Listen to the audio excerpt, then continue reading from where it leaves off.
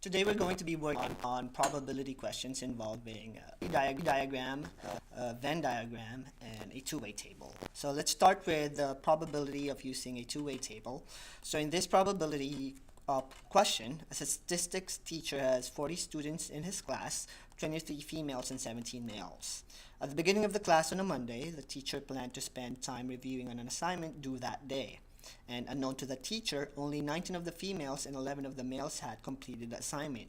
So the teacher plans to randomly select students to do a problem from the assignments on the whiteboard, and we're going to be answering problems A, B, and C using a two-way table, because it's a lot easier when we are visualizing the information given to us in table form in answering probability questions such as A, B, and C.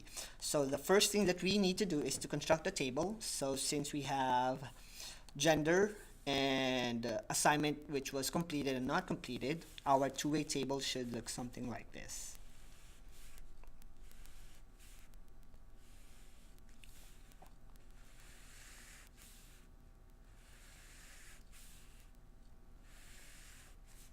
So this will be our male students and the female students and the students who have completed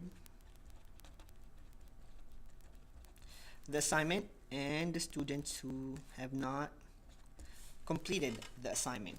Now in our information or problem, we know that there are 23 females, so there are 23 females and 17 males, and we also know that 19 females had completed the assignment, so females 19, and 11 of them also completed the assignment. Now these are the only informations that we know based on the problem, but we can complete the table by simple arithmetic. So there are 7 males, 11 have completed it, so that means 6 of them did not complete it, and 19 females completed it out of the 23, so that means 4 of them did not complete it. So a total of students who have completed the assignment is 20, and 10 students have completed their assignments. So a total of 40 students are in the two-way table. Now let's answer the first probability question. The first probability question is to find the probability that a student or the selected student has completed the assignment.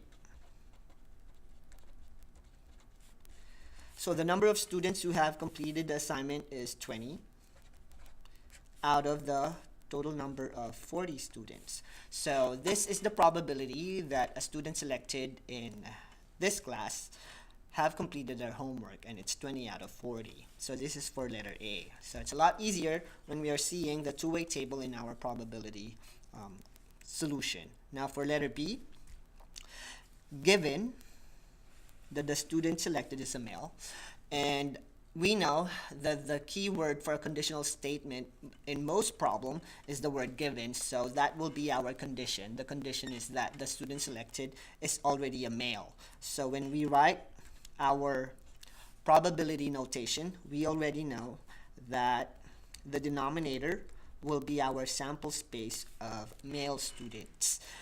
And we're going to find the probability that the student selected has completed the assignment. So these will be the male students. This is the completed assignment. Only 11 of them is in our intersection, so that will be our conditional probability. The students who have completed the assignment, who happens to be male, which is 11, divided by the number of male students, which is 17. So this is how we're going to answer problem letter B using the two-way table and the conditional statement. That is why for letter C, if we're going to find the probability of choosing a student who have completed their assignment given that it's female, using our two-way table, this will be the row of completed student assignment, and male students will be right here. So their intersection is 19 out of the denominator of females, so the total number of female is 23. And that is our probability or answering probability question using a two-way table. Now for the second part, we're going to be working on a Venn diagram, and we're going to be using this formula in finding the probability of this particular event. So in this case, we are choosing a woman or an American at random, and the probability that we will choose a woman is 0.52.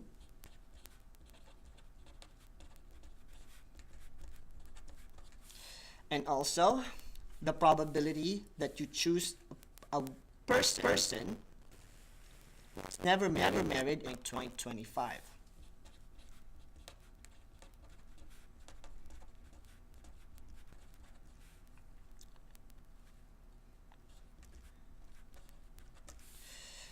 We're also given the probability that you choose a woman who has never married, and it's 0.11.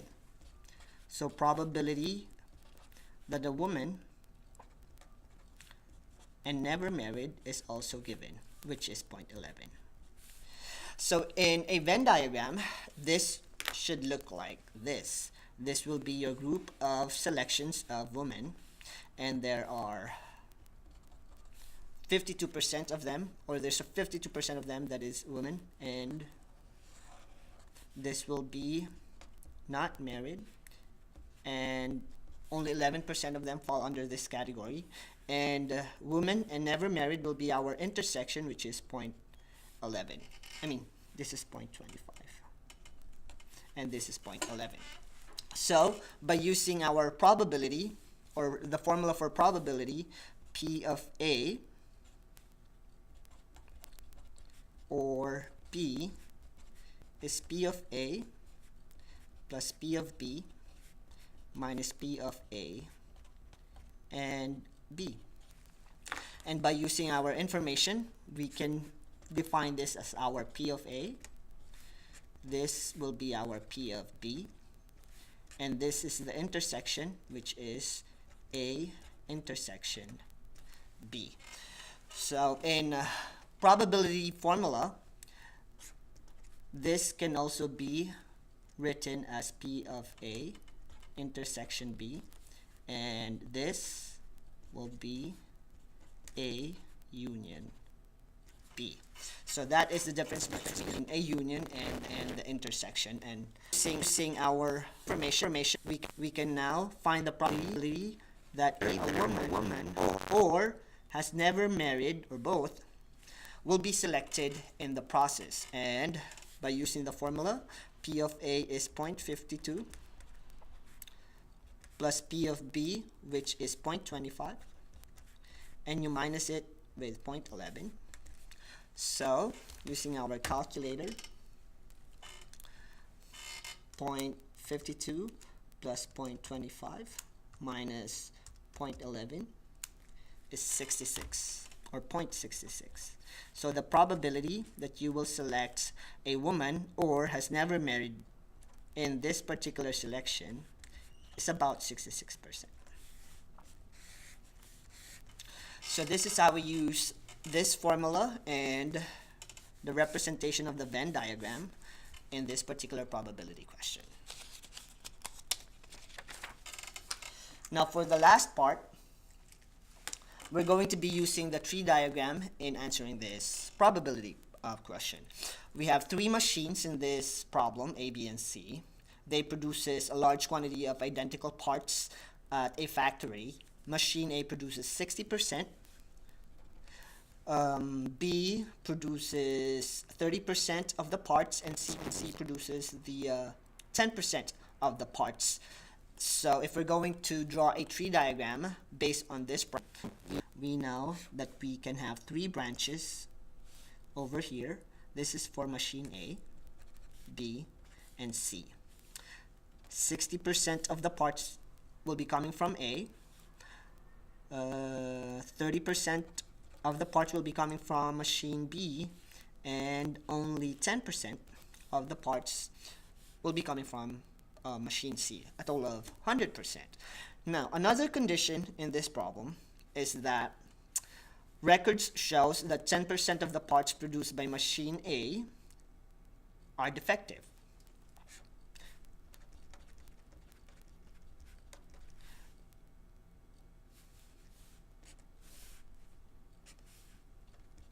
Which means 90% of them will be non-defective. And in B, 30% of them will be defective.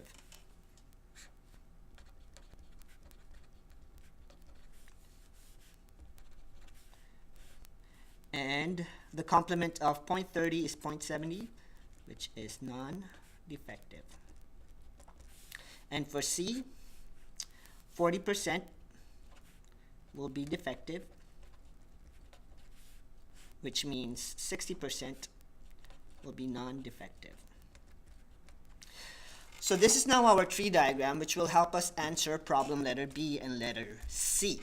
So we know that if we are looking for the probability that the machine selected is defective from A, it's simply 0.60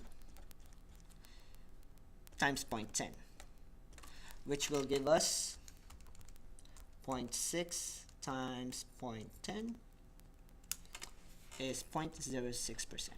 So this particular probability means, given that it's defective, if we select, or the probability that a defective part will be coming from machine A, it's going to be 6% based on this table. Now, if we're going to answer letter B, the question was, if we choose a part produced by one of these three machines, what's the probability that it's going to be defective? So that means it's a conditional statement that we need to find the probability that the parts we selected is defective. So we're going to be looking for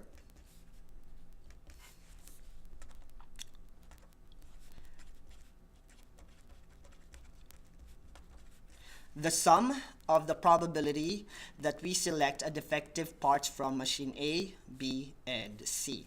So all we need to do is to multiply 0.60 and 0.10, because this is the probability that we select a defective parts from machine A, added with 0.30 times 0.30, which is the probability that it's defective, or the parts we selected is defective part of machine B, and 0.10, which is the probability that the parts will be coming from machine C and that it's defective is 0.40. So by simplifying it, so to multiply it, 6 times 0.10 plus 0.3 times 0.3 plus 0.10 times 0.4 is 0.19. So the probability that the part that we selected will be defective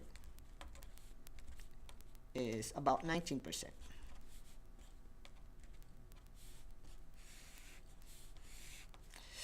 Now to answer letter C, if a part is inspected and found to be defective, so we already selected the part and it's defective.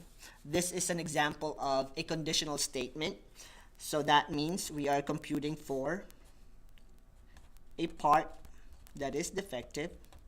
What's the probability that that part came from machine C?